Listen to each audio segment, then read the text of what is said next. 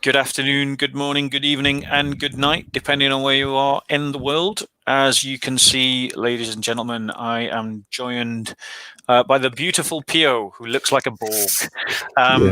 And he's an atheist that I met on Discord. Occasionally, I pop into rooms and chat with people. And me and Pio took up a conversation, and it led to the arrangement of a debate before Christmas, wasn't it, Pio? Mm-hmm. And we finally got around to organising it because I'm slow on my admin. So I apologise if you're one of those people waiting on a reply for stuff. So the basic debate is, as you can see, is the God of Christianity real? We're going to go 5 minutes, 5 minutes, 5 minutes, 5 minutes, starting with Pio. We've already agreed that Pio can overrun on the first 5 minutes, and if he does, I'll just claim that time back for myself. Yes.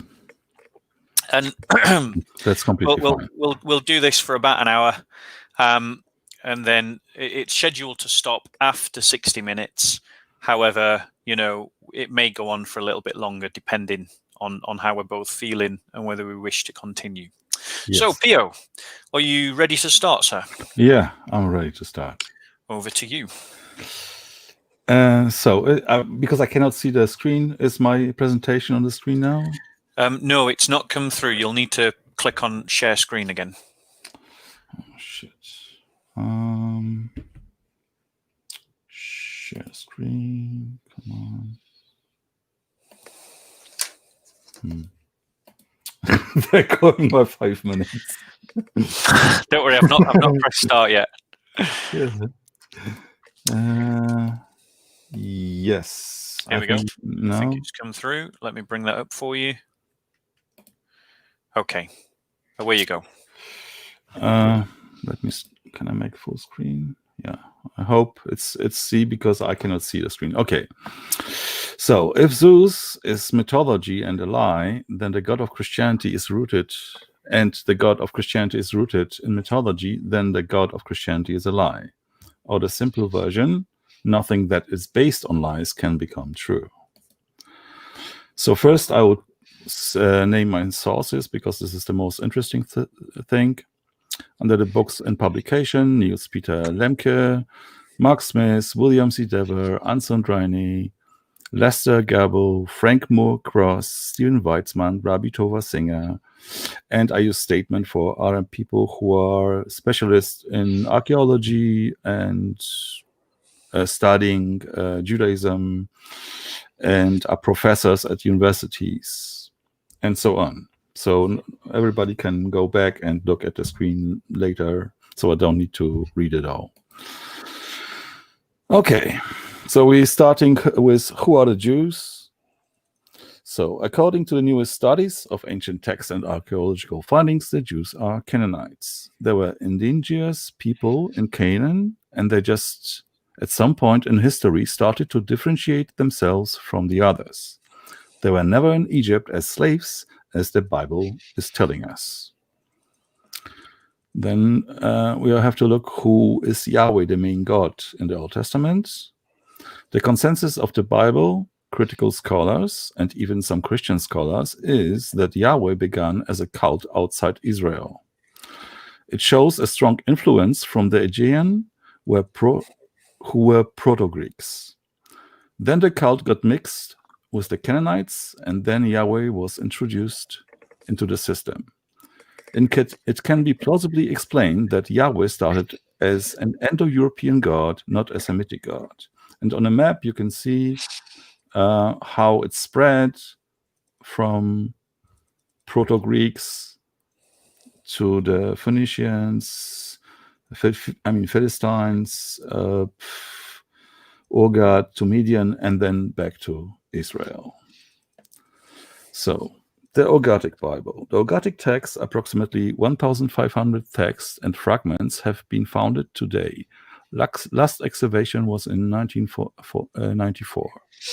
All of which have been dated to the 13th and 12th centuries BCE, and they show a great number of similarities to the texts and stories which are told in the Torah, including the god Yahweh who in the Ugaritic Bible was a son of the god El, had a wife named Asherah and a brother named Baal. Next step is the Dead Sea Scrolls. At some point in history, Jews, which were called those times Hebrews, which were just a sect of Canaanite religions, chose to separate themselves from others and created their own belief. But of course, it wasn't an overnight process. In the Dead Sea Scrolls translation of Deuteronomy 32, verse 8 to 9, we will find evidence of Yahweh being a son of El. And here's the quote from the Dead Sea Scrolls. When the Most High, Elyon, allotted peoples for an inheritance, when he divided up humanity, he fixed the boundaries for peoples according to the number of their divine sons. For Yahweh's portion is his people, Jacob his own inheritance. Scholars such as Mark Smith use this text to show that the original separation of El and Yahweh in Israel. According to Smith, that this text found in the Dead Sea Scrolls as well as in the other version of the Jewish scripture portrays Yahweh as one of El's sons, but later in pure monotheistic Israel, the text was changed from sons of El to sons of Israel. This shows that the role of Yahweh, God, was changed over time. It means that in the beginning, he wasn't the creator God. Back to the Proto-Greeks, he was a wind god and a warrior god. Then the global flood myth. One of the untrue stories in the Torah is the story of Noah's flood. This fable describes the destruction of the whole world, and only 8 people survived, including an 800-year-old man. Surprisingly, none of the civilizations thriving during that time, like the Chinese dynasty, the Peruvians, the Mesopotamians, the Sumerians, or the Egyptians, never heard of it. All of them neglected to mention that they were all wiped out from the face of the earth. Noah's flood can be easily debunked by archaeology, meteorology, paleontology, anthropology, zoology, geology, dendrochronology, and even mythology. Then the next argument is the Exodus myth. Another fable in the Old Testament is the story of the Exodus. Funny fact, according to the Bible, the Exodus happened from 1490 BCE to 1446 BCE. The historical evidence shows us that, on the other hand, the land of Canaan was conquered by Egyptians in 1457 BCE, and they stayed there for 350 years. Their kingdom included Israel and stretched onto modern-day Turkey. If the Bible story would be true, it would mean that the Jews fled from Egypt to Egypt, which of course makes no sense at all. The Israel Museum in Jerusalem has an empty hall dedicated to Exodus. It's in the picture here. The hall devoted to the best-known part of the story, the Exodus from Egypt, is an empty room with exactly one exhibition display, a movie featuring co-curator and Israel Museum Egyptologist Dr. Daphna Bentor, who explains that the hall is empty because there is no archaeological evidence whatsoever to support the biblical tale. And now I have some quotes from people. When asked about the Exodus, Dr. Zal Hawass responded, "Really, it's a mess. He is the Minister of State for Antiquities Affairs and Egyptian archaeologist. There was no real Exodus. There was no real wilderness wandering." William G. Dever, director of the Albright School of Archaeological Research in Jerusalem. The Exodus is so fundamental to us and our Jewish sources that it is embarrassing that there is no evidence outside the Bible to support it. Stephen G. Rosenberg, Albright Institute of Archaeological Research, Jerusalem. And this is important because I took people who are living in Israel and working for Israel state, and they have the interest to find something. And they were there after the 6-day war, after they make peace with Egypt, they were allowed to go there and search all the places. They found nothing and went back empty-handed. Without the Exodus story, there are no Jewish slaves in Egypt, no Moses meeting Yahweh at Mount Sinai, no Ten Commandments, and no prophecy of a future Messiah. Conclusion. As I showed, the Torah was written and written many times. The tales in it were copied from other mythologies or of even non-Semitic religions. It's just another fairy tale. And then a Jew named Jesus comes along and he claims to be the fulfillment of this created mythology. And this is not possible because nothing that is based on fairy tales can become true. And this is the reason why Christianity is not true and the God of Christianity does not exist. But wait, really? Jesus is, sorry. Last slide. Jesus is among us right now, and there are many of them. Those guys you can see in this picture, I took only 3. There's like a list of more than 20 people. All of them are claiming to be Jesus.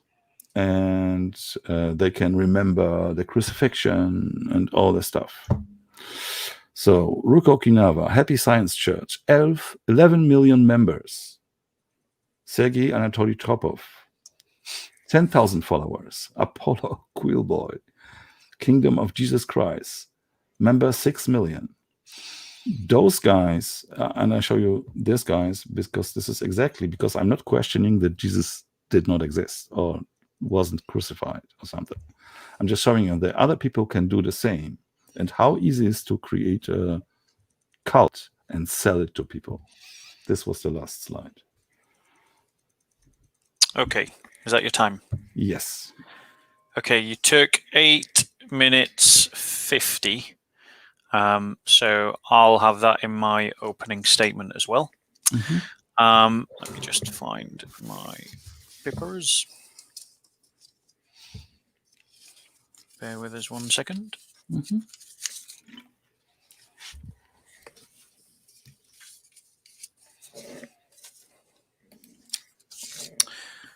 Literally just had them and put them down. Where have I put them? There we go. Okay. So let me restart the clock. 8 minutes 50 if you want to just time me, because while we're talking. So I trust you. Fair enough. I will do my best to do multitasking. We're asking a lot there, mate. All right. Anyway, I'll crack on. So thanks, Pio, for your opening presentation. We'll get around to talking about it in a bit more detail in the replies. But I just want to give my own sort of opening statement. Yes. Which is essentially what am I asking atheists to do, atheists and agnostics to do? By believing in God, I'm asking them to base their life upon a belief. And very often the retort is that this is an incredulous request, that extraordinary claims require extraordinary evidence, and therefore, since you can't provide extraordinary evidence, I am legitimate in rejecting this call to belief. Now, firstly, within that claim, there is a paradox, and the paradox is that the vast majority of atheists and agnostics would state something along the lines of, I need evidence before I can believe, and there is no evidence, so therefore I'm justified in not believing.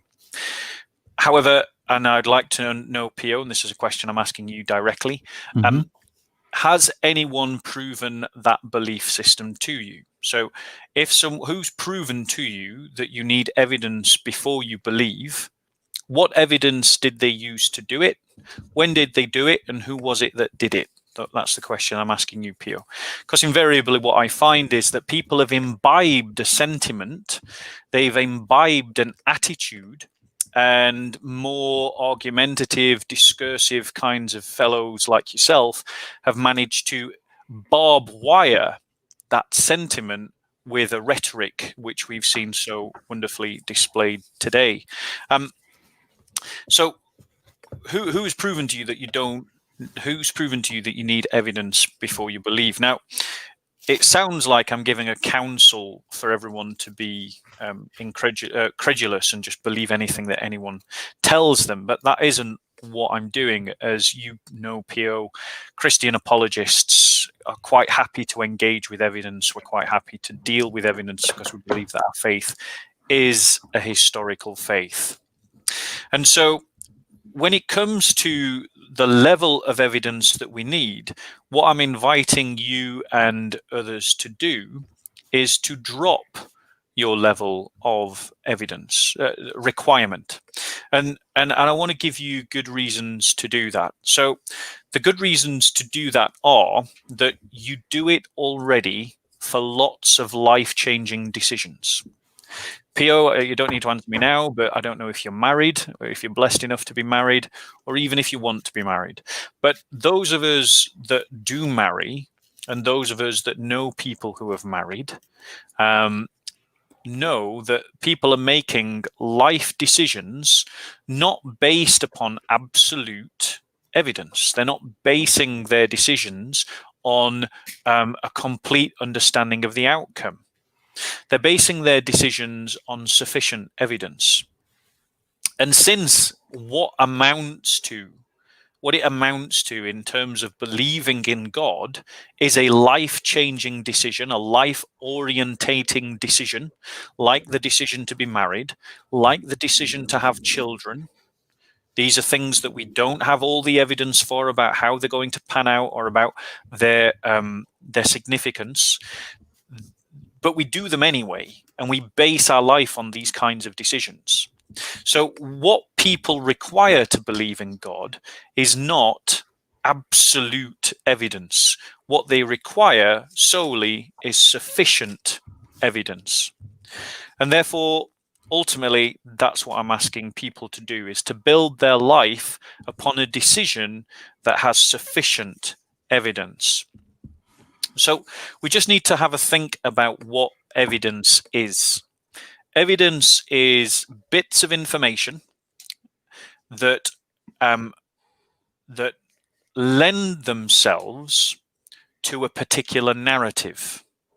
And that narrative is that which makes sense of the world and our place in the world, and thus allows us to operate in correspondence to reality.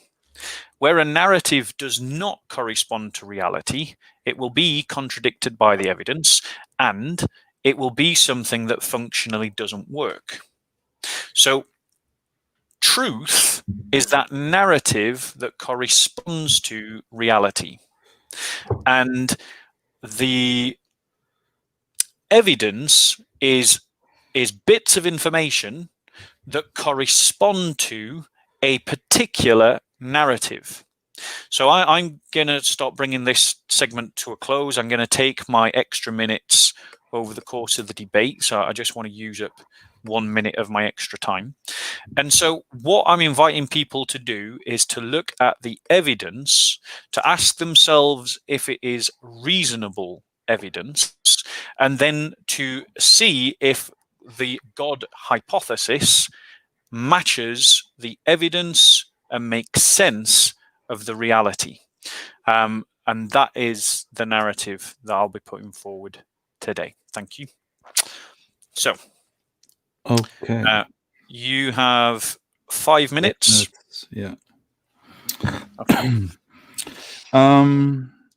Yeah, so I did mention I don't exclude the possibility of a God, just because I cannot eliminate it by my knowledge, because I'm not omniscient, right? But I can exclude some stuff. And if it comes, because this is the question, and you asked me about the evidence, I presented the evidence which I have and which in contrary, right? So there might be evidence for something and against something. And the evidence which I choose is the evidence against, because we are talking about the Christian God, right? The evidence against him being true God is so overwhelming that this is what convinced me not to take him as a true God. And you said truth is something what corresponds to reality, and because of that, because the reality shows us that the history and all these stories are not true, and they do not correspond with reality. This is the reason why I can eliminate the Christian God to be true. This would be, I think I answered your stuff, except, yes, I'm married. Yeah, I think. You've got 5 minutes. I think I answered all your questions, so I don't need more time. Okay, are you stopping there? Mm-hmm. Okay. And it doesn't need to count it to something else. Okay, are you stopping? Mm-hmm. Okay, so I'll just start my time again. So I started off just by explaining some of the categories that we have to work through in terms of this discussion, which is that truth is that narrative that corresponds to reality, and that evidence are bits of information that correspond or support a particular narrative. And I made the point that it is not required for people to make the decision to base their life on the existence of God and on the, obviously I'm speaking as a Christian here, the existence of Yahweh, based upon some absolute 100% level of certainty. We do not operate like that in the normal world. I suspect Pio did not operate like that when he decided to marry his wife. He couldn't in any case, because there's no guarantee that the person that he marries will be the same person that he's married to 10 years down the line. But nonetheless, Pio, in good faith, made a decision that has impacted every other decision of his life since the date that he got married. I think that's fair, Pio. I don't think I'm misrepresenting you. Please do come back to me if I am. But even if Pio has an exceptional circumstance where the narrative I've created about marriage is wrong in his case, there'll be plenty of other marriages that will justify the description that I've given. Now, he went on to talk about a number of things, and what I'm going to do is I'm going to advance my own argument whilst at the same time challenging some of his. And I just want to point out a fallacy that he started off with. And the first fallacy that he started off with was the fallacy of authority, which is that he showed you this list of scholars, and he said that the scholars say this, and therefore this is the case. Now, that's a fallacy, ladies and gentlemen. Simply because scholars say something does not mean that it is that way. Scientists used to believe that the universe was eternal. They don't anymore. Archaeologists used to believe that the city of Abraham, the city that he came out of, was a myth. They don't anymore. The reality is that scholarship changes. Dr. Bart Ehrman at one time argued that the Gospels didn't support the idea that Jesus was being declared divine. He doesn't hold that position anymore. Scholars change their opinions, and for every scholar who holds one opinion, there's always a scholar that holds different opinions. And the reality is that if we look at scholarship as a whole, the majority position is that the biblical Exodus narrative has some historical core, so that it is rooted in some actual historical reality. Though it's fair to say that there are many scholars challenging the Exodus narrative. That is fair to say. But I am confident myself that just as they used to deny that Jesus was a real person, and they've now, it used to be the consensus of scholarship that Jesus was a myth created. Perhaps that's still Pio's position, but you won't find many scholars holding that position today. So scholarship changes, and we shouldn't be troubled by the council of scholars, nor should we repeat the Pio fallacy of simply saying that because the scholars say it, therefore it is. So that's one of my first criticisms of his argument. One of my first positive arguments for my own position is to establish the existence of God, based upon the idea of what is known within philosophy as the cosmological argument, which is a very simple argument. It says that all things have a cause, which we know to be true. That is something that we know is a reality in our world. We've got the fact that we've come from somewhere, our atoms have come from somewhere, they've come from the stars themselves have come from somewhere, collapsing disk clouds, those disk clouds have come from somewhere, previous supernovas, and on and on and on and on it goes, all the way back, and it goes further back and further back. Everything that is must have a cause. Now, that means that the ultimate cause of everything that exists cannot be the thing that brings it about. It must be different. So the thing that brought about space and time and the forces and the energies that we find in the cosmos can't be space, time, forces, and energy. It can't be material. It can't be those kinds of things, because that just falls into a logical inconsistency.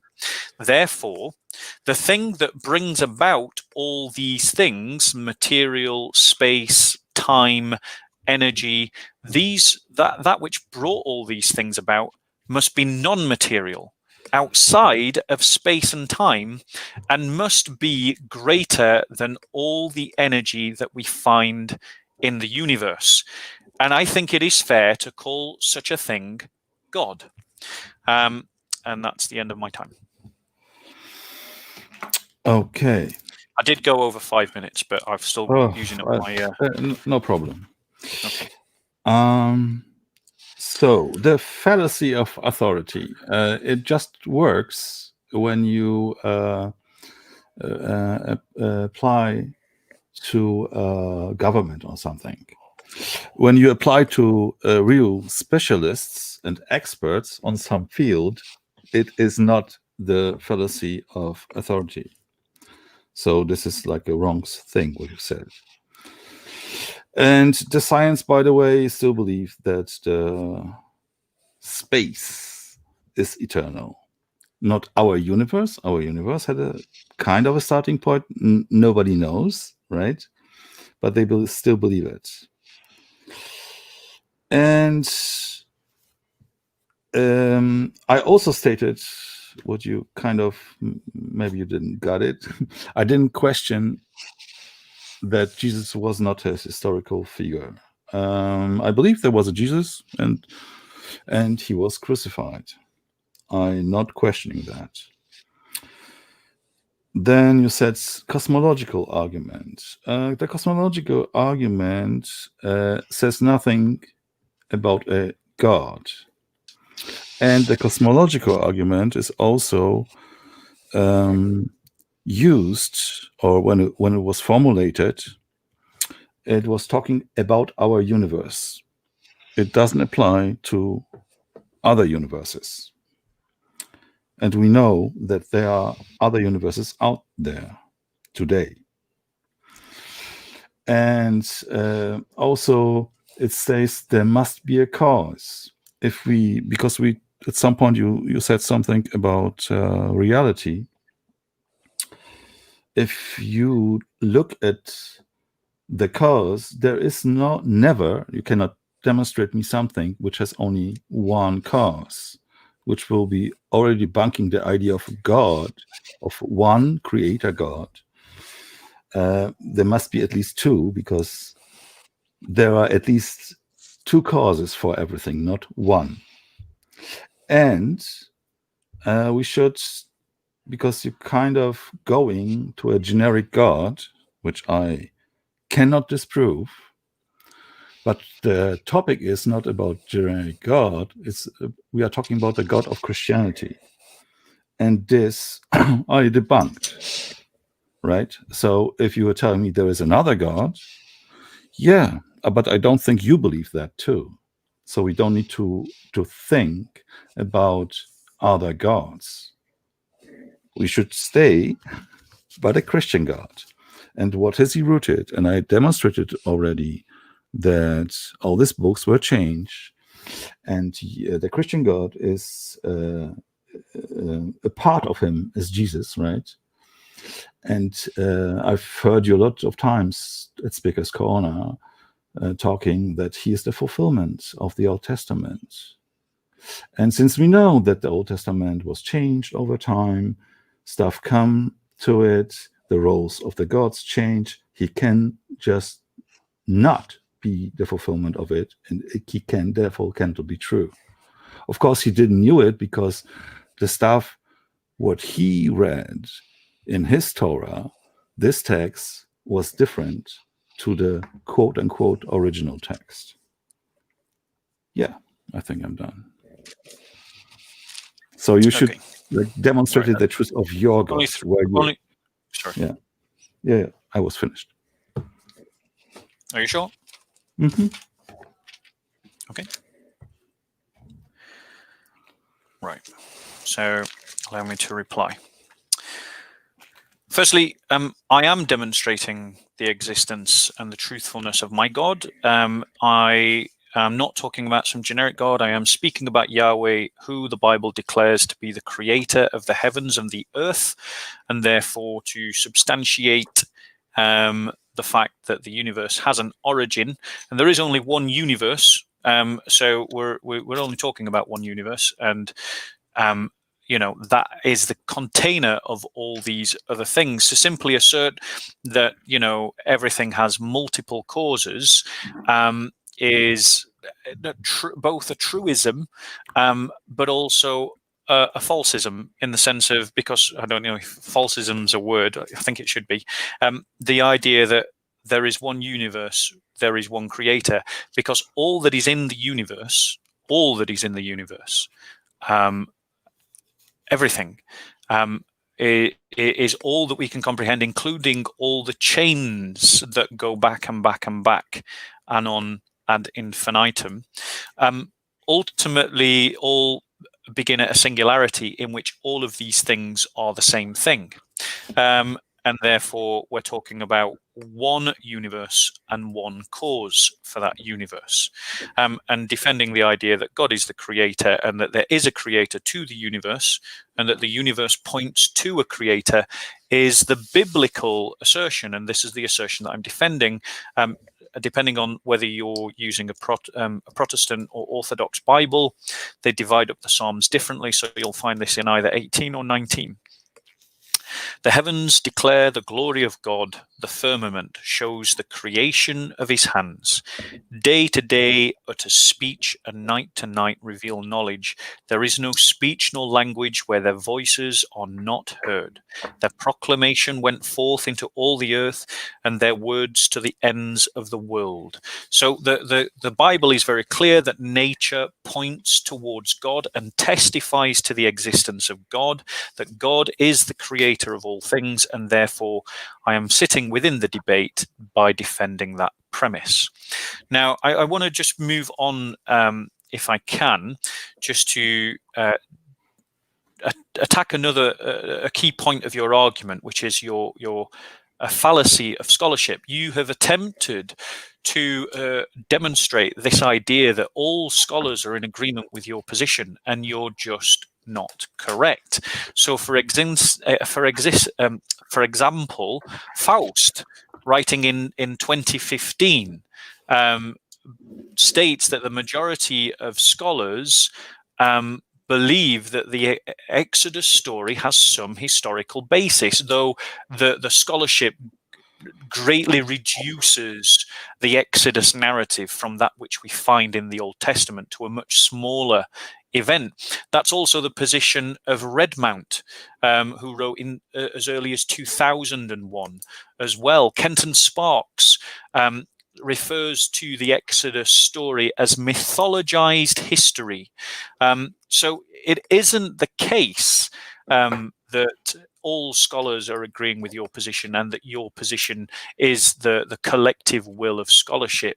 William Denver identifies that the Israelites that left Israel were the house of Joseph.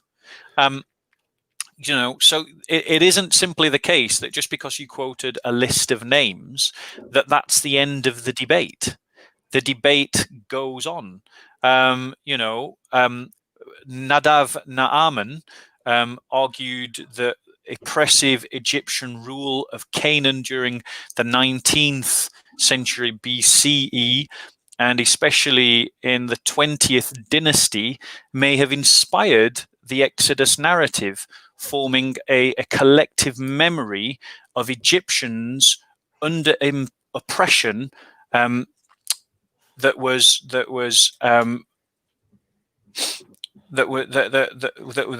under oppression. So I think you have tried to suggest that all people in the academic world hold one perspective, and do you concede that isn't the case, and that historians and archaeologists still debate the Exodus narrative?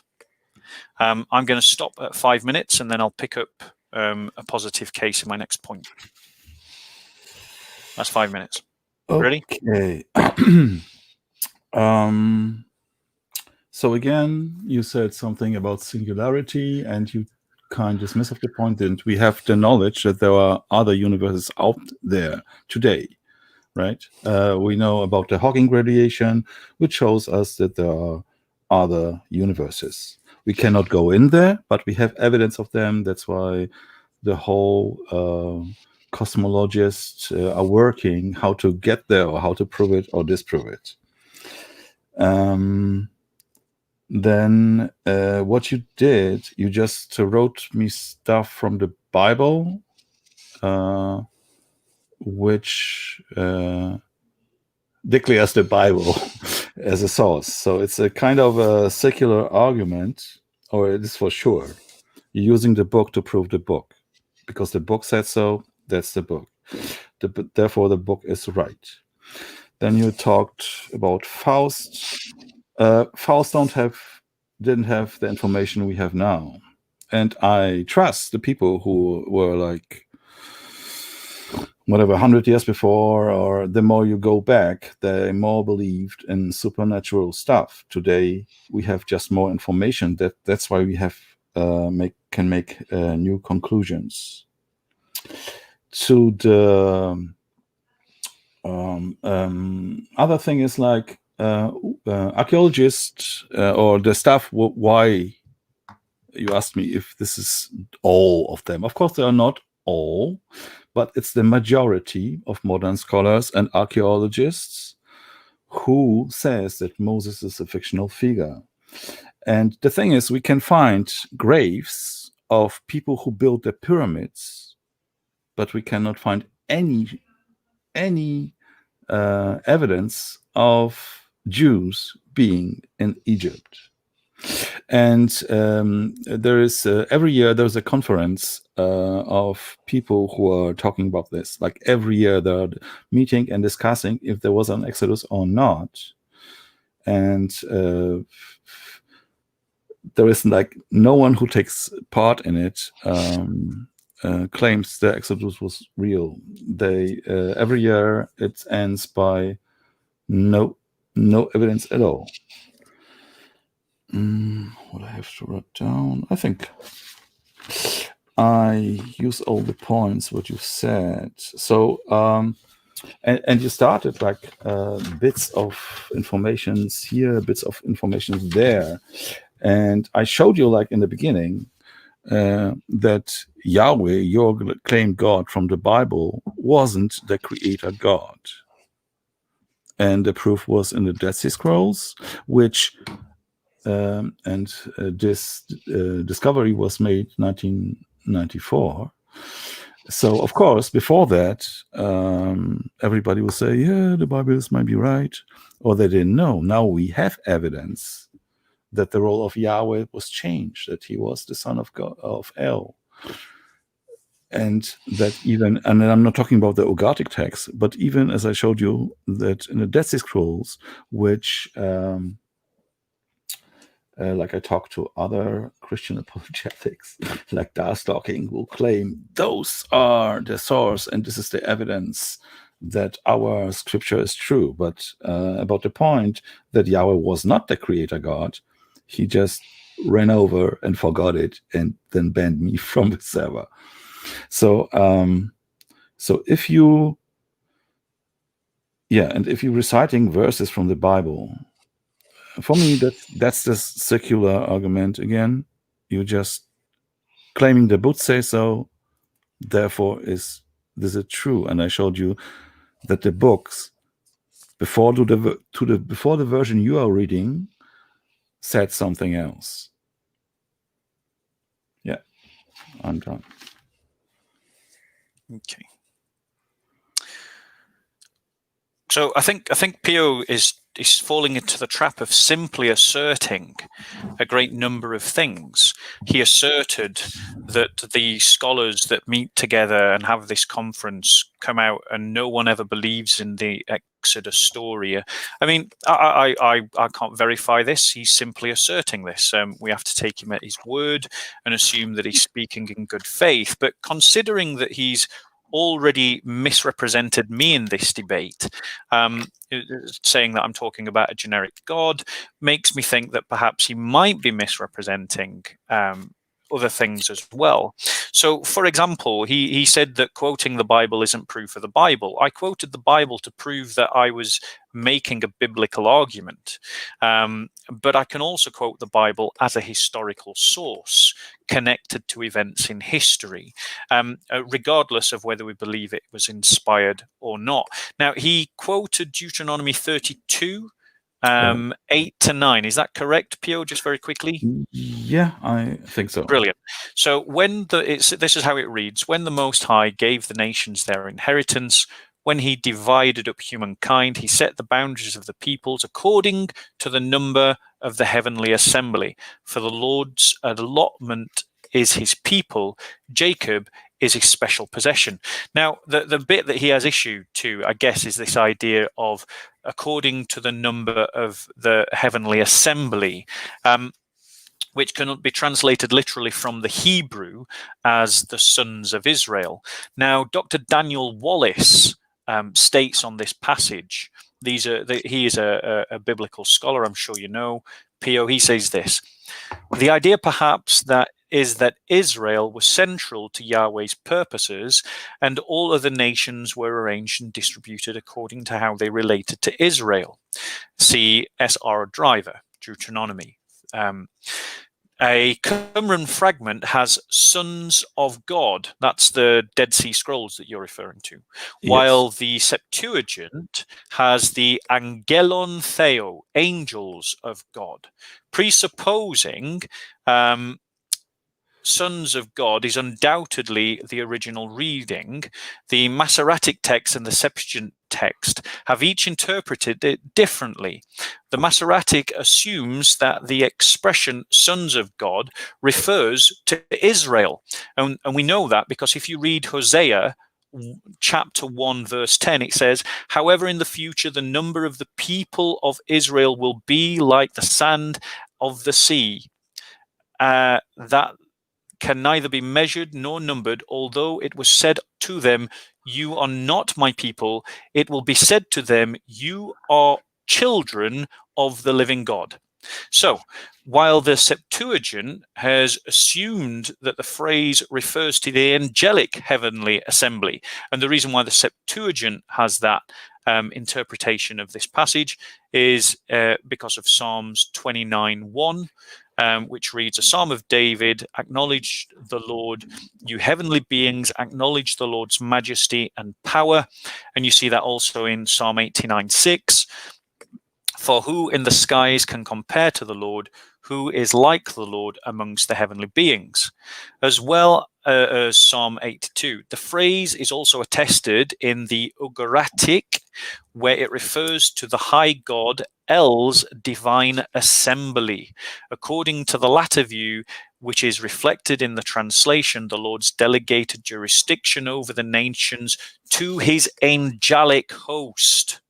So it's talking about angels, not about God. It's talking about God's angels. I'm afraid you simply misrepresented the text, and that makes me doubt the rest of your argument. Now, I want to just go on and make a positive case, and I'm going to use one of my extra minutes to do this with regards to the existence of God, which is the ontological argument. And it basically just goes on to state that things exist and their existence needs an explanation. Now, all that exists that we are aware of have clearly contingent existence. In other words, their existence depends on something else. They get their existence from something else. Therefore, this chain can't go on ad infinitum, and all the evidence demonstrates that it doesn't. The evidence of the Big Bang demonstrates that it doesn't. So this existence, this chain stops. But that means that the existence of all these contingencies must be based upon something that is existent by necessity. In other words, it exists because it can't otherwise exist. And therefore, it is not dependent on anything else. It is outside of space and time. It is outside of the material world. It is something that has greater power than all of the universe. And it is something that existence is by necessity of itself. It is not dependent on anything else. And this, we Christians call God. So as you begin to see, we're building up a picture of a being that exists by its own necessity and has caused all other things to exist. Over to you. Yeah. Of course, your contingent argument is you're building us up like to prove the God, right? But existence itself could be internal. It might be just a law of nature. There is no need for a supernatural being in any way. We cannot disprove that reality or existence, whatever you call it, isn't eternal, and it is the cause. It doesn't have to be an agent to create universes. It's just a natural process. And you just said also Big Bang. The Big Bang just describes time, a point in time to which we can go back, which we can empirically prove. But it doesn't mean that this is the beginning. And nowhere it says this is the beginning. It's just a point in time where our time, the time of our universe, started. But it doesn't mean that time itself started. So nature, or the existence itself, can be eternal and could be the reason of our universe. There is no supernatural agent or being needed which will be necessary. So God is not a necessary being.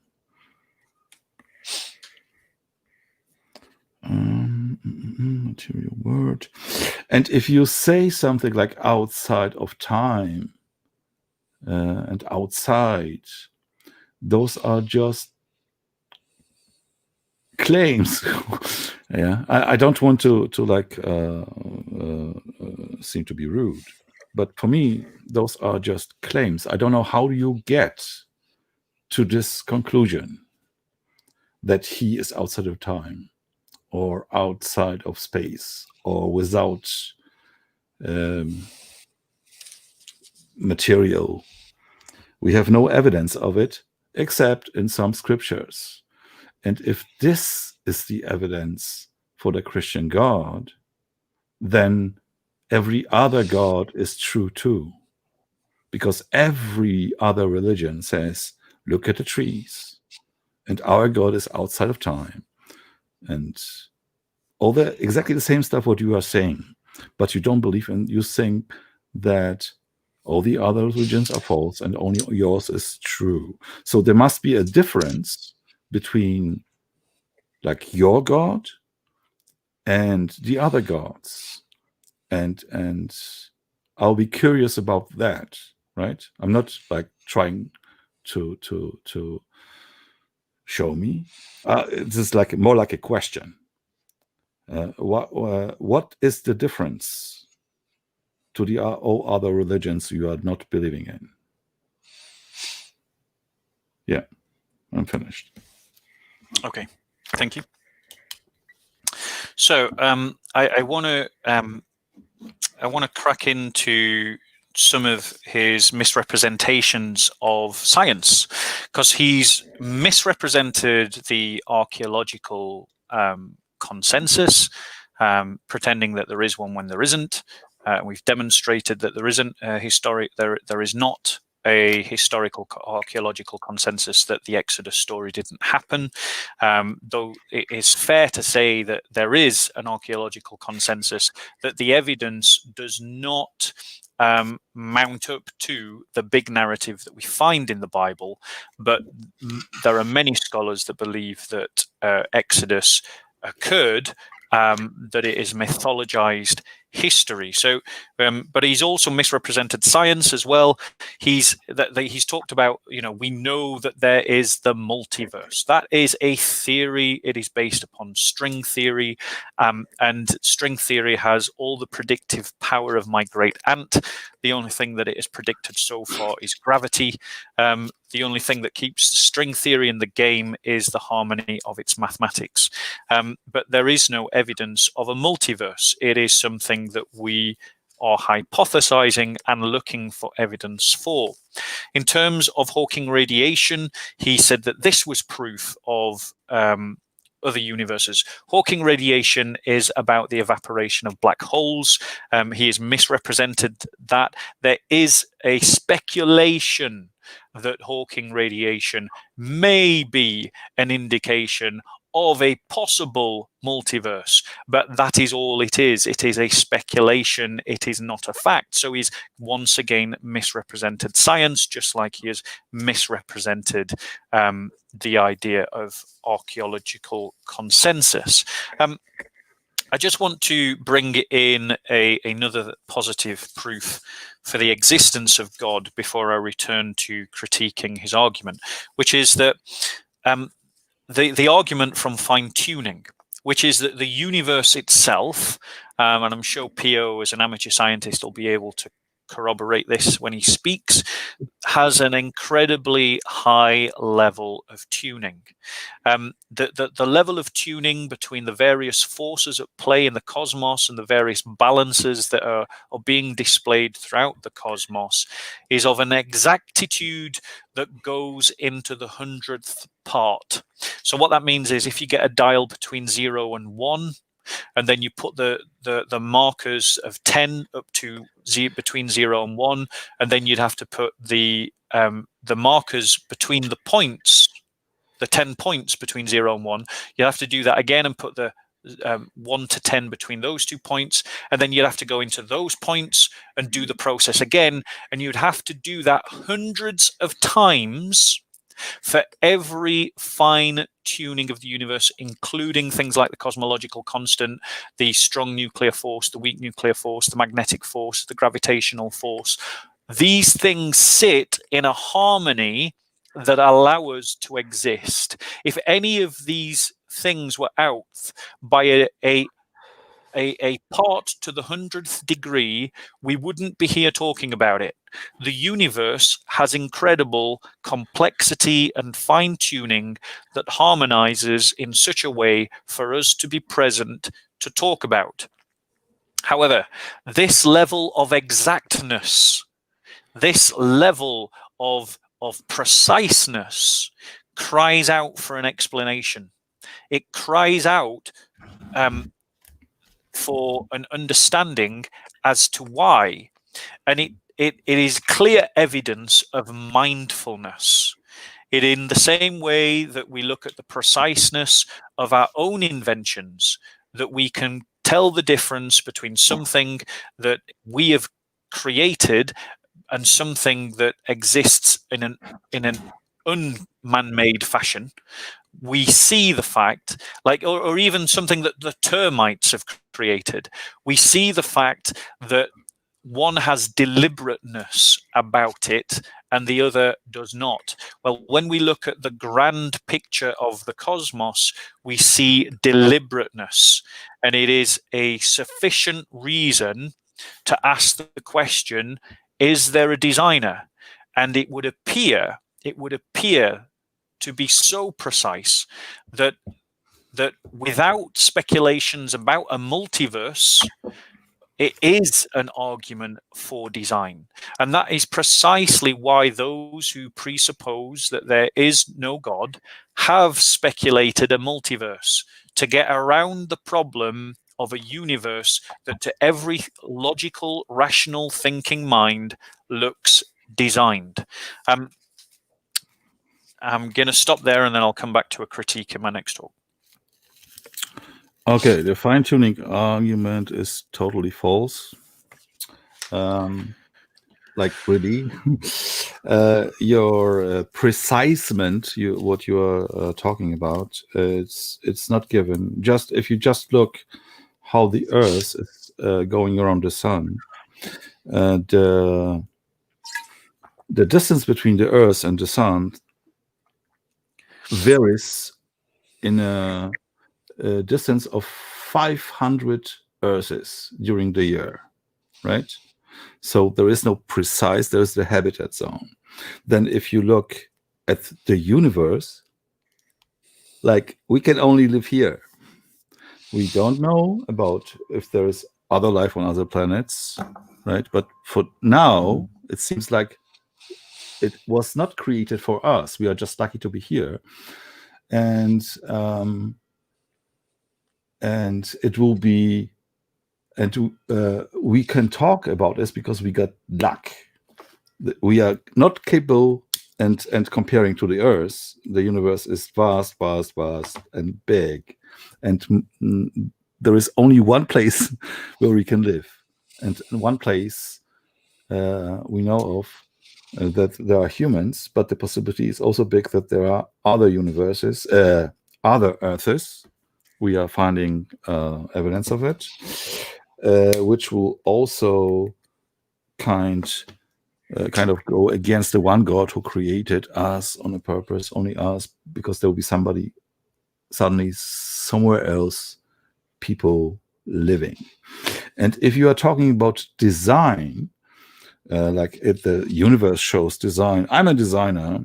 That's why I know that design, good design, shows it through sympathy. And if you look at the Earth and the universe, it shows there is a lot of trash there, which would be not needed if I would be the designer, right? I would just create the Earth and a place where they can live. We don't need anything else. The else is just not needed. So to say that you see design, it's exactly the opposite of it. There. Oh, and you said something, deliberateness. What was the word? Deliberateness. If you are talking about that, you are saying that it was God's goal to create us on this earth. Then I have to say he took a lot of stuff which are not needed for us to be here. He just enough to create a solar system, right? 7 planets, whatever. They are working perfectly fine with each other. The rest is not needed. This shows very bad design. And according to some explanations of people who are describing God, he's a perfect being, so his work must be perfect. And it isn't by far. Yeah. I'm done. Are you done? Mm-hmm. Okay. Right then. So I just want to come on to another point that you made. You argued for the idea that the universe could be infinite, and the problem with that is that thermodynamics rules out the idea of an infinite universe, because thermodynamics basically the law of thermodynamics demonstrates that the universe is moving into the lowest possible state, which means that available energy, usable energy, would have been used up in an infinite universe. Clearly, the universe is not infinite because that hasn't occurred. If we did live in an infinite universe, all energy would have already been used up. Now, you also mentioned the idea of you just dismissed the idea of the cosmological argument on the basis that the universe could be infinite, which contradicts all the available facts. And this is the thing about it strikes me amongst the atheist community, is that they argue for facts until facts contradict them, and until facts challenge them. The reality is that the universe, is incredibly designed. So, for instance, Paul Davies, who is a physicist and a philosopher, a professor at Arizona State University, scientists are slowly waking up to the inconvenient truth. The universe looks suspiciously like a fix. The issue concerns the very laws of nature themselves. For 40 years, physicists and cosmologists have been quietly collecting examples of all too convenient coincidences and special features in the underlying laws of the universe that seem to be necessary in order for life and hence conscious beings to exist. Change any one of them and the consequences would be lethal. The crucial point is that some of those metaphorical knobs, of which there are 40, must be tuned very precisely or the universe would be sterile. Example, neutrons are just a tad heavier than protons. It is if it were the other way around, atoms couldn't exist. Because of all the protons in the universe would have decayed into neutrons shortly after the Big Bang. No protons, then no atomic nucleus, and no atoms, no chemistry, no life. That's just one example of countless examples of precision and balance and harmony across the entire spectrum of the universe. It isn't a false argument. It's a very powerful argument, one which you haven't addressed. And you mentioned, well, where's all the aliens? It's a great question. You talked about why all this when there seems to be only us to enjoy it. We have not found any evidence of any other intelligent life. So based upon the available evidence, we quite literally are the crowning of creation. We are quite literally the intelligent life here to observe the center of the cosmos, which is exactly what the Bible is teaching in Genesis. Now, we've gone on to you talked about the Noahidic flood, and you asserted a literalism to it. But at the same time, you also corroborated it by pointing out, and people can see this at the British Museum, you can go, there are other sources talking about the biblical flood. But I agree with you. I do not sit here as a Christian, as a thinking Christian, and believe in a literal global flood. If you want to argue with fundamentalists, go and argue with them. You're not speaking to a fundamentalist. I don't take that as being a global flood of the entire world. I believe it was a flood of a region, and it was the world that they knew that was destroyed. Now, we can use the Bible as a historical source. but I want to try and progress my positive argument for the existence of God, which is that mathematics, as Pio well knows, is a language. It is written in, and it's also written into the structure of the universe. We discover mathematics. I want to make that clear. We discover mathematics.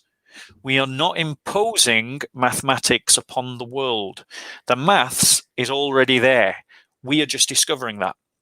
And how do we discover it? How do we know that we're discovering it and not imposing it? It's because our mathematical models are far in advance of our observational evidence. So we are predicting things in the universe, like black holes, that were first predicted as far back as Isaac Newton's day, definitely being predicted at the time of Einstein. Latimer used Einstein's mathematics to predict the idea of the Big Bang long before we found any observational evidence, and it was Hubble and others that went on to discover that what the mathematics had pointed to was actually being corresponded to by the evidence. And the reality is that means that what we are seeing in the universe is a code that we have managed to crack, a code that we have managed to tap into, and that we are using. Language, as Pio knows, is a sign of intelligence. It is not a sign of random chance. It is a sign of intelligence. That means that we have a mind behind creation. So we have a mind that is by necessity existent, and that is all-powerful, that is non-material, and that is outside of space and outside of time. That is the very definition of the Christian God. We'll go on to say why the Christian God, as per se all the other gods, to answer Pio's question in our next 5 minutes. I'll use a bit more time there, Pio, if you want to have some extra time yourself. No, I think I'll be brief. So, going back to you said fine-tuned, and you said something of about laws of nature, which will presuppose that there is a uniformity of nature, which there isn't. Because if we just take gravity changed over time. At the Big Bang, it was the opposite of what it is now. So when we, quote unquote, discover laws or use mathematics, mathematics, as you pointed out, is just a language. It's a language which we use to describe nature. But it isn't like these are laws. We use this as a language to describe nature. So it has nothing to do with some laws. We just invented it. We are not discovering it. We invented it.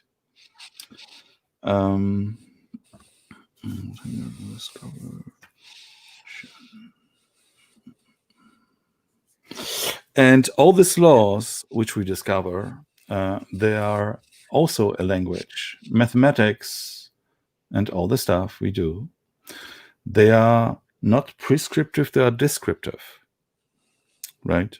So everything what we use and find there is a law, we do it because it works in an environment. It works on Earth, but it doesn't work somewhere else. That's why we needed another theory of gravity, for example, right? The Newtonian gravity model works perfectly fine on our Earth, but it doesn't work everywhere we go. That's why we need a new model. So if you say there is a kind of design or a designer who created something specific, there is nothing specific.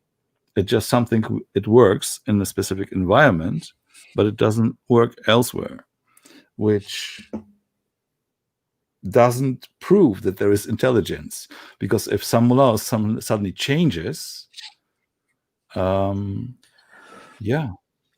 again a bad design. And I don't know how do you come to this conclusion again that there is a mind?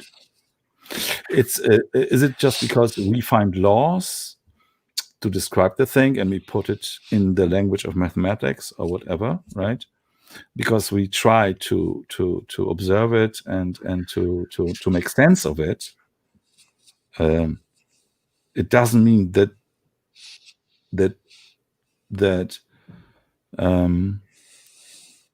we're describing something which is lawful, which is straightforward. We're just trying to understand stuff. This is why we do models and try to explain. And if the model fails, then we try to make it better. And this has nothing to do with real laws. It's just through a description of nature, we try to understand how it works. And yeah, I hope. Because you make so many arguments, I have to write it down every time, and my notes are bad. Yeah, so yeah, I think I'm done. So the main point was we not discover mathematics. Mathematics is not somewhere to discover it. No, it's the language we create to describe nature. I'm done. Are you done? Mm-hmm. Okay. So with regards, I think we found one of the nubs of our argument, which is whether mathematics is something we discover or something that we simply use of our own intellect to describe. I contend that it is something that we're discovering, and I am not alone. Leading mathematicians argue, leading physicists, P.O., argue that mathematics is something that is being discovered. It's not something that we are ascribing to the world around us. It's something that we are discovering in the world around us, which means that it is akin to a code. And a code, a language, is something that is a marker of intelligence. It isn't something that is there by random chance. Numbers themselves are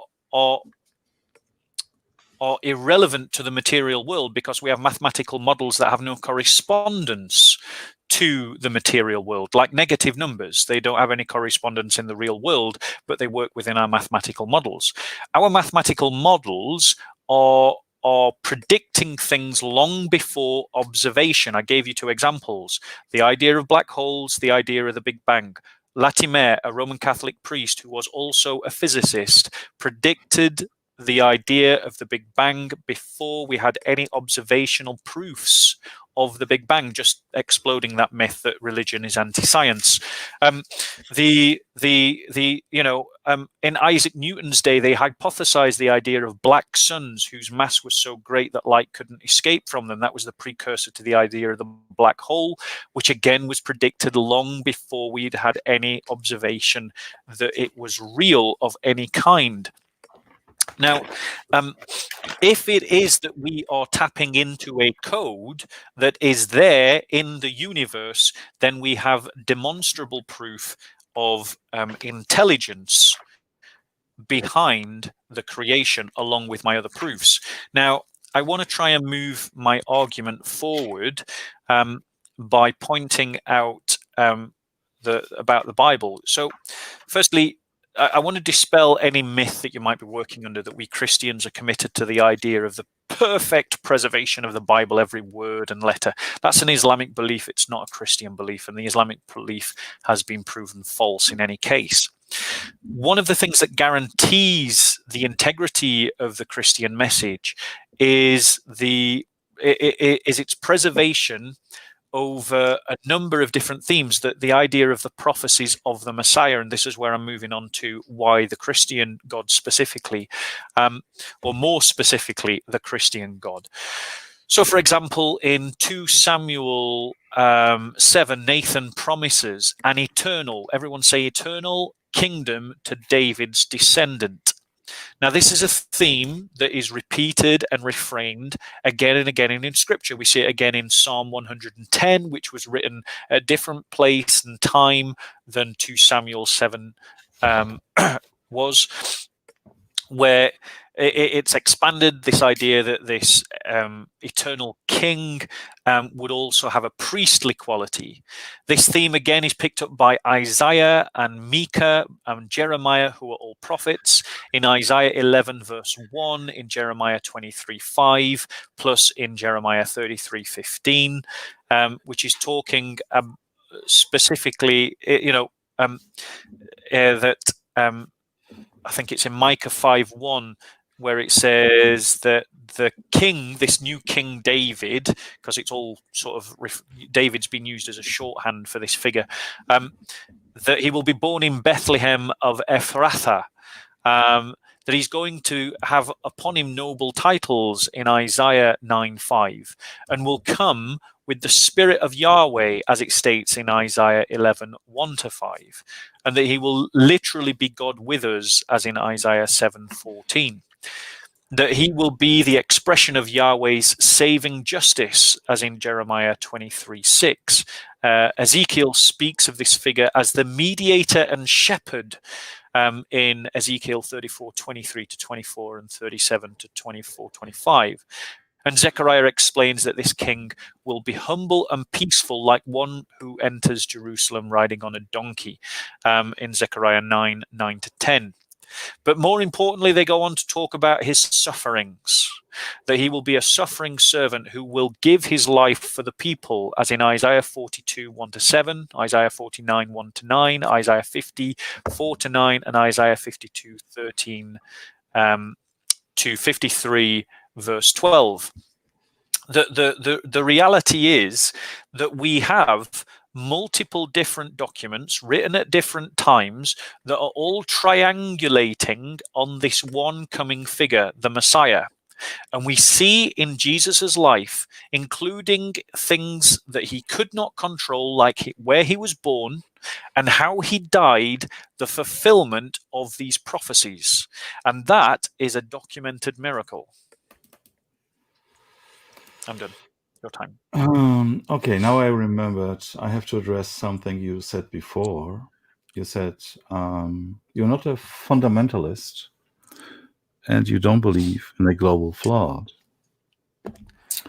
Then the whole narrative of it doesn't make sense at all, right? It will be because it was to destroy the sinners and the wrongdoers, and to start over. If the flood was just local, the whole point of this flood is senseless.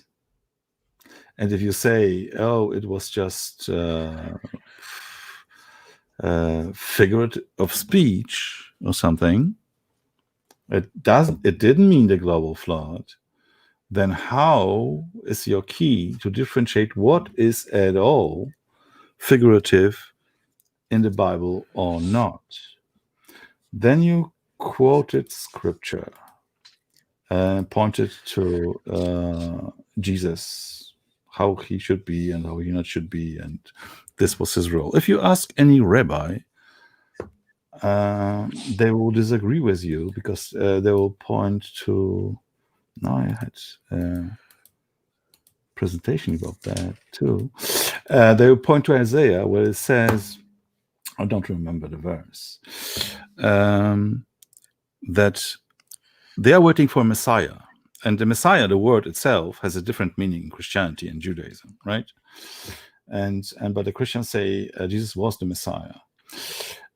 But it says explicitly, I forgot the verse, that God is not the Son of Man, nor he is not a man nor a son of man.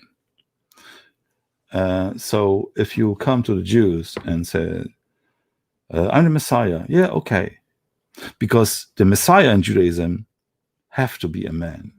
But if somebody claims he is a God, this disqualifies him to be the Messiah.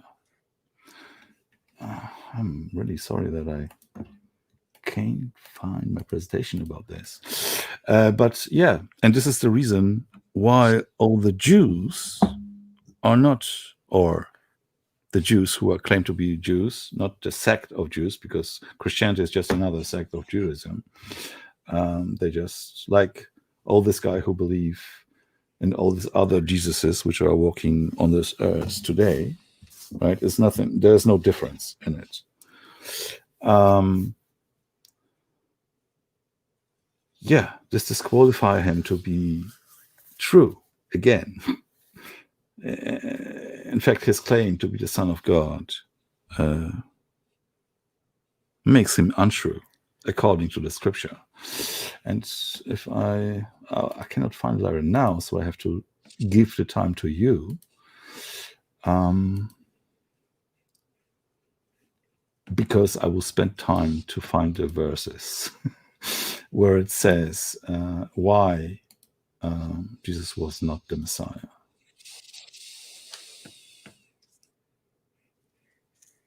You still have a minute and 15 seconds. No, I give it to you. Okie dokie. Right. So, once again, our beloved Pio has appealed to the fallacy of authority. Because the rabbis say something, therefore it is true. Well, what about these rabbis, Pio? Because all of these rabbis that I'm about to list for you converted to Christianity and they all declared Jesus to be the Messiah. What about Rabbi Ephraim ben Joseph Elekaim, or Rabbi Chil Slostowski, or Rabbi Isaac Lichtenstein, or Rabbi Max Weathermere, or Rabbi Rudolf Hermann Gerland, or Rabbi Leopold Kohn, or Rabbi Charles Freshman, all of them confessing Christians. What about Rabbi Daniel Zion? What about Rabbi Philip Phillips, Rabbi Sam Stern, Michael Solomon Alexander, Rabbi Joseph Tishman, Rabbi Kaufman Kohler, Rabbi P. Daniel Weiss, Rabbi Dr. Müller, Rabbi Henry Bregman, Rabbi Jacobs, Rabbi Berg, Rabbi Asher Levy, Rabbi Dr. T. Terstenstiegel, Rabbi Azriel ben Isaac, Rabbi Marcus Hock, all of them converted to Christianity. It is a fallacy to quote authorities and say, because the authority says this, therefore it is. Because there's always someone else who disagrees. And unfortunately, Pio, you're building a house of cards because you're building on fallacies. Now, I want to advance another argument for you. So we've demonstrated that all things have a cause, that the cause of all things must have by necessity its own existence, and that the thing that causes all other things can't be the thing itself. So the universe can't create itself. The things in the universe can't create themselves. And so therefore the thing that creates all of the universe has to be different other than the universe. So it's outside of space and time, it's non-material, and it has more power than all the known powers in the universe. So necessity of being and the traditional theism.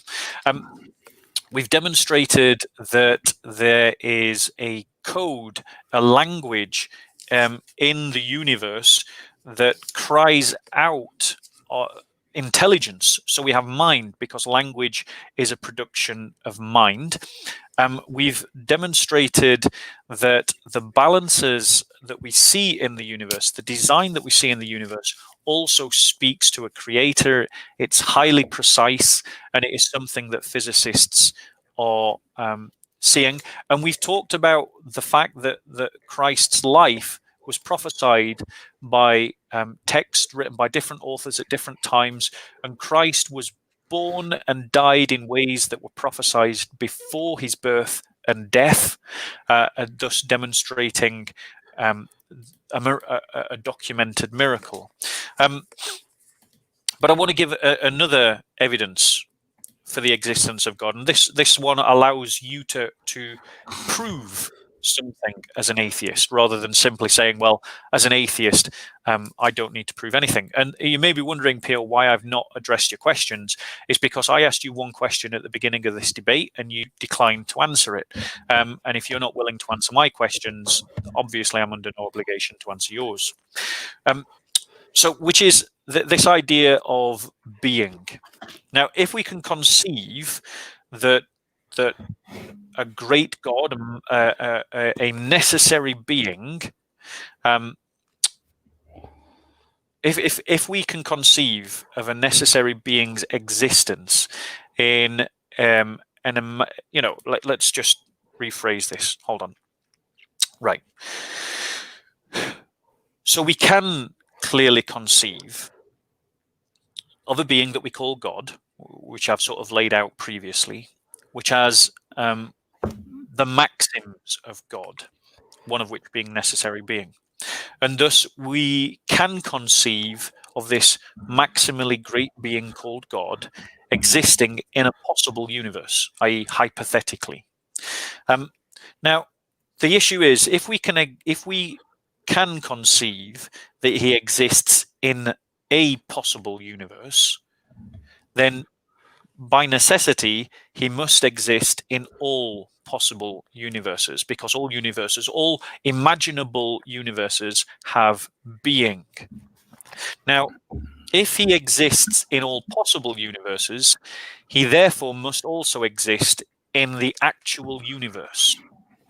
And if he actually exists in the universe, then we have a logical proof of God's existence. Now, I would like to ask you a couple of questions, because we've gone on for 1 hour and a half now. Do you want to continue? I have some stuff which I would like to say again, but of course I'm just going back because you're making so many points. Okay. And just asking, sorry, I've not actually finished my own talk. Yeah. We've been going for 1 hour and a half.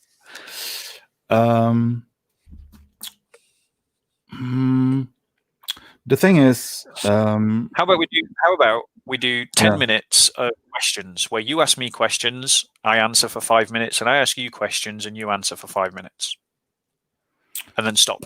We're closing statement. Yeah. How about that? Yeah. Okay. Let's do it. All right. Do you want to go first? No, ask me a question, because I Okay, so here's my okay, go on. Wait, sorry, do you want me to go first, or would you like to go first? No, you're my guest. It's like I will ask you a question. How do you come to your belief? So it has nothing to do with proving your the discussion. It's just what stuff which interests me personally, right? How do you come to biographically? Okay, let's do question for question for 10 minutes. One second, and let's try to keep our answers, as summary form as possible, so that we don't just use up the time. Yeah. So biographically, to answer your question, the reason why I became a Christian is because a Muslim tried to convert me to Islam. In his attempts to convert me to Islam, he spoon-fed me half-truths and outright lies. As I investigated these half-truths and outright lies, I exposed them one by one. And in that process, I became a Christian. Okay. Now your question. Now let me ask you a question. Yeah. Would you agree with me? I'm coming back to one of the nubs that we discovered in our conversation. Hypothetically speaking, would you agree with me? No, even before that, would you agree with me that a code, a language, is an expression of mind? Yeah. Brilliant. I have a follow-up question, but we're doing question for question, so your turn.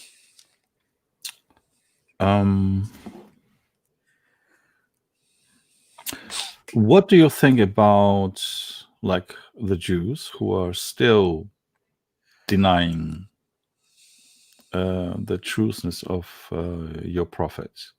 Are they crazy or just disbeliever? or are they Okay. lying? Shall I answer this? Mm-hmm. So my opinion mirrors very much the opinion of Messianic Jews in Israel, which is that the reason why most Jews,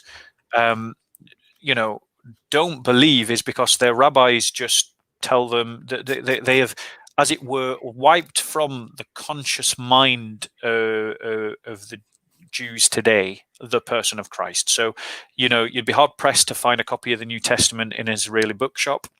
Jewish rabbis don't really talk about the Christ these days.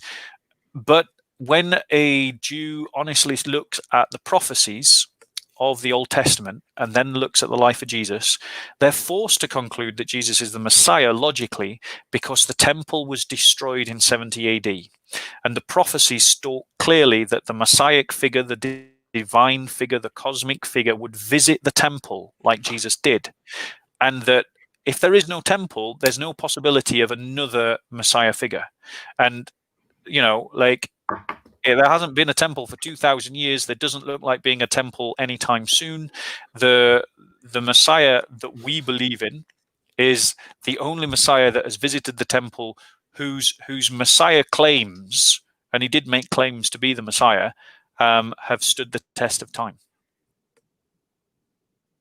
My question. Yeah.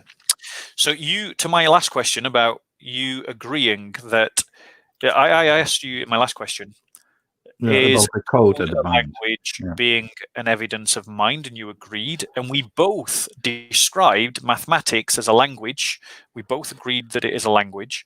Would you agree with me if, hypothetically speaking, that rather than using mathematics that we create in our mind and ascribing it to the universe, that if we are indeed discovering mathematical structures in the universe, that we have therefore evidence of mind in the universe?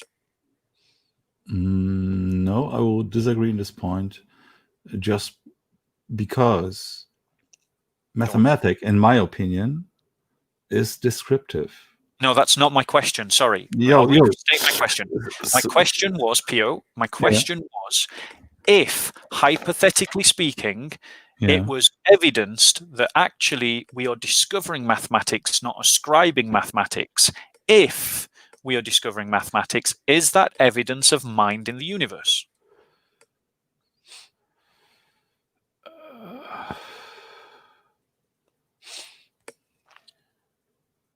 If we were discovering, hypothetically, right?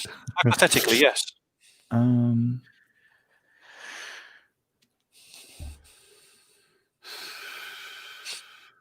Yeah, I don't like the question, because it's just assuming, because there is only one possible answer to this, right?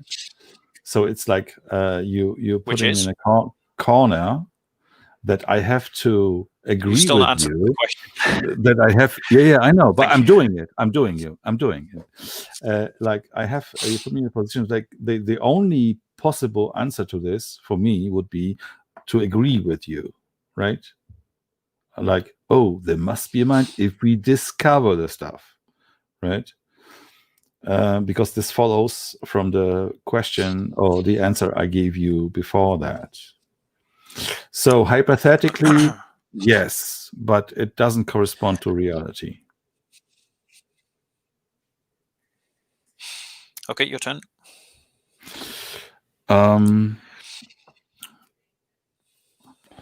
Yeah, if you read the scripture and you talked about prophecies and stuff, right? One of the main prophecies of the Messiah was bringing world peace.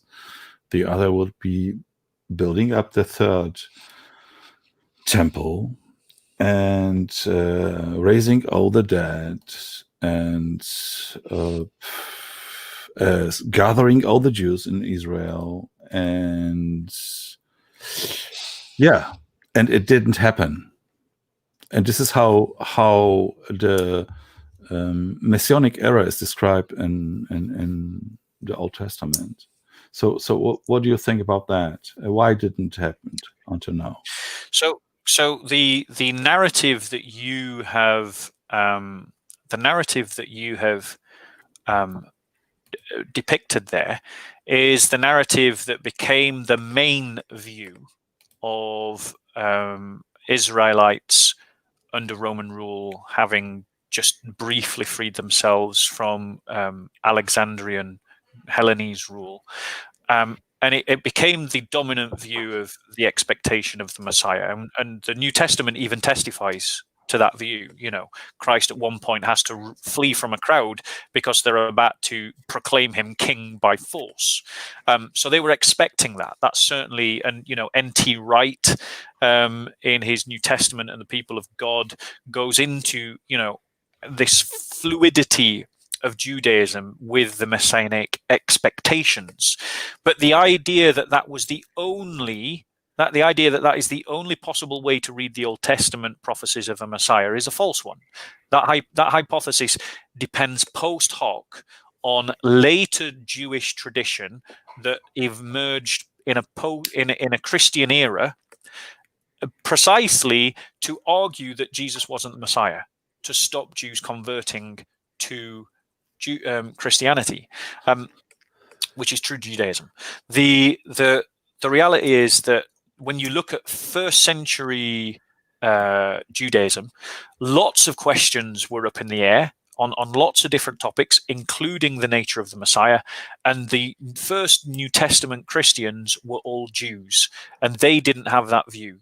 So whilst my view of the Jewish Messiah, which is the New Testament view of the Jewish Messiah, didn't become the dominant one within Judaism, that doesn't mean that it isn't Jewish in origin. And so it is simply, I'm saying that your appeal to how Jews today look at what the Messiah should be isn't the only answer to the question.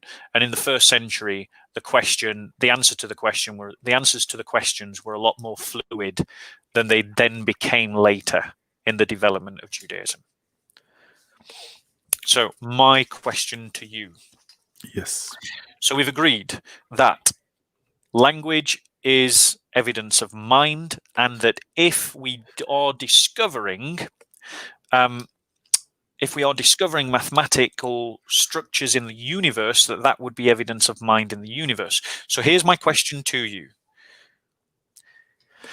How do our mathematical models, if we are simply projecting them onto the universe and using them to describe what we see in the universe, what we observe in the universe, how do those mathematical models predict things that we haven't yet observed, unless we are actually tapping into the maths that make the universe work?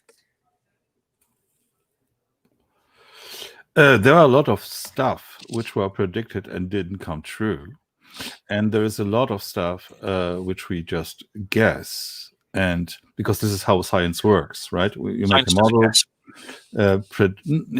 It makes a prediction and tests it and looks if it's true or not. And there are tons of predictions which didn't come, or hypotheses which didn't come true. And most of them didn't come true. And we need those if something, according to our current model, doesn't work. So it's the ability of our mind, not of something outside, from outside. Yeah. This will be my answer to it. So your answer is it's a hit and miss thing. We've actually done 10 minutes there. So you started, so I'll finish. So if you want to give your summary remarks, 5 minutes. And this time I will hold you to 5 minutes. Summary remarks for 5 minutes, and then I'll do 5 minutes, and then we'll stop. Okay. Yeah, it was a nice discussion, and it wasn't like a war or something.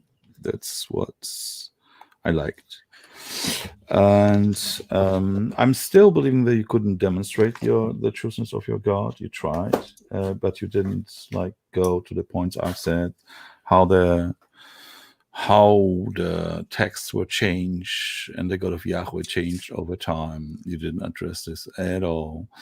Then you just make philosophical question about a God, which can be done like a Muslim could do it, or Aztec believer or whatever. They will have all the same arguments.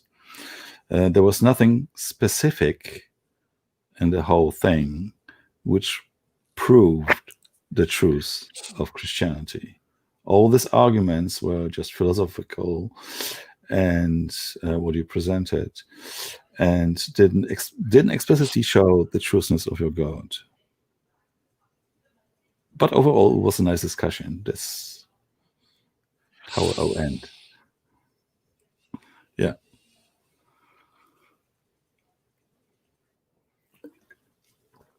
This was it. You Okay. can go. You done? Yeah. Yeah. So I'm going to use my full 5 minutes. Yes. What we saw is that Pio made a number of fallacious arguments. I didn't get around to addressing them all, like, for instance, the evolution of the word Yahweh. I'll just touch upon it now. The very fact that Yahweh is the God, the creator of all mankind, it wouldn't surprise me if other nations knew in a corrupted form their God as Yahweh, because Abraham knew God was Yahweh, Adam knew God was Yahweh. This was the revealed name of God right throughout the history of man, and so obviously other tribes and nations would have used Yahweh, or some of them, even if they did so in corrupted form. I don't think Pio really listened to my responses, because I did address his arguments all the way through. We didn't really bite down on any of them in any great detail, and I can see he's got a few fans trying to work the crowd in the chat. I addressed his misrepresentation of Deuteronomy 32:8-9. I addressed his misrepresentation of Hawking radiation, his misrepresentation of the multiverse, his misrepresentation of scholarly agreement that Exodus never happened, that is some kind of unanimous agreement. I did deal with his misrepresentation of Jewish opinion. I did address many of his arguments, and if he didn't want to drill down on any, that's entirely up to him. You can't blame me for that.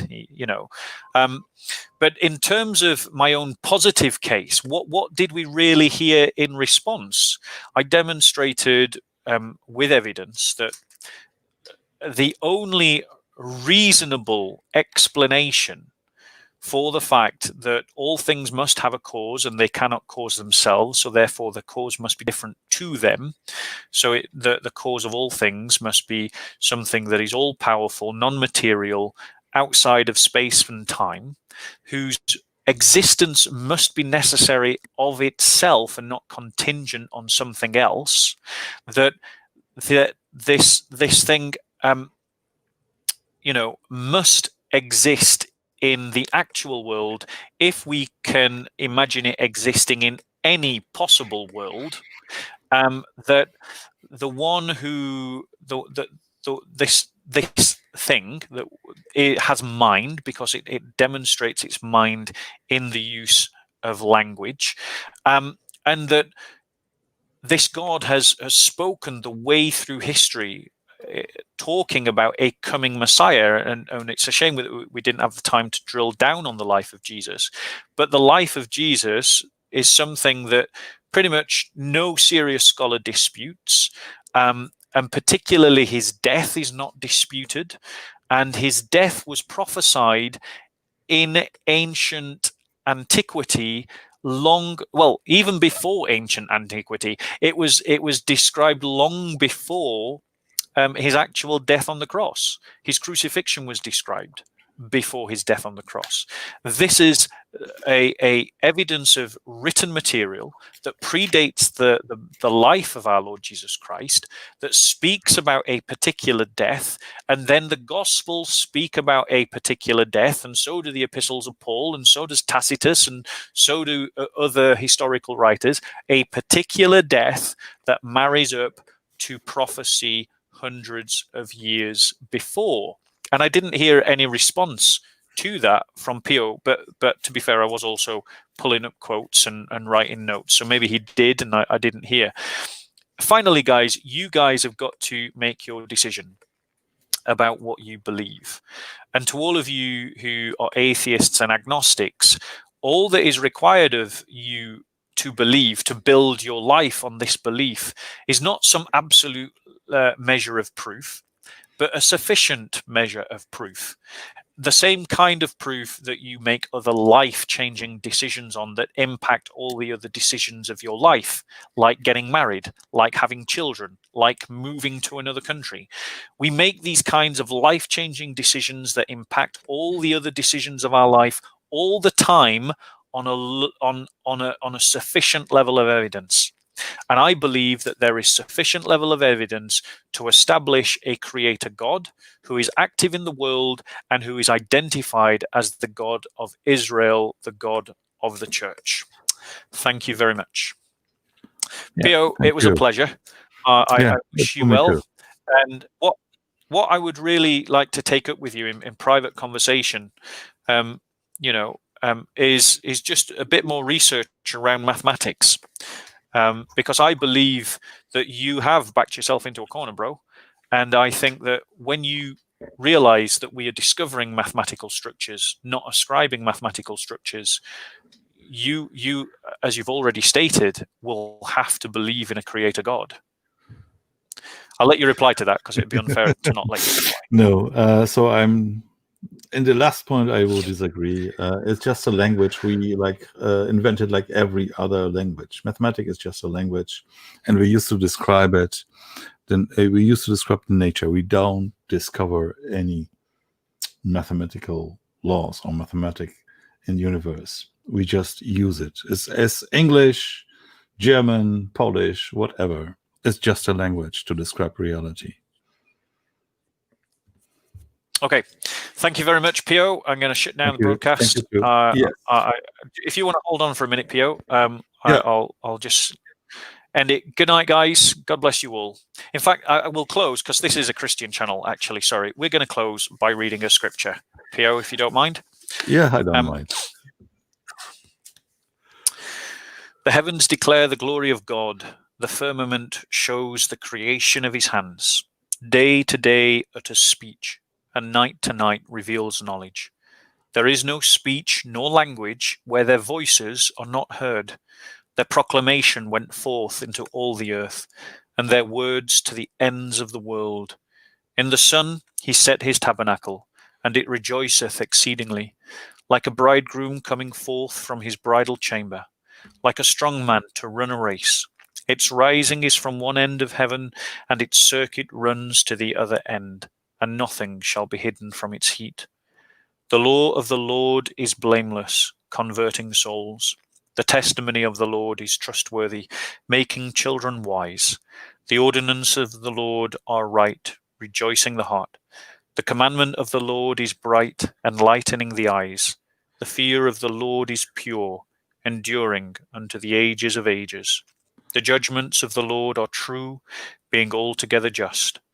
More to be desired are they than gold, and a very precious stone, sweeter also than honey and the honeycomb. For indeed, your servant keeps them. In keeping them there is great reward. Who will understand his transgressions? Cleanse me from hidden sins, and spare your servant from unnatural sins. If they have no dominion over me, then I shall be blameless, and I shall be cleansed from great sin. Let the words of my mouth and the meditations of my heart be always pleasing before you, O Lord, my helper and my redeemer. Amen. Good night, guys.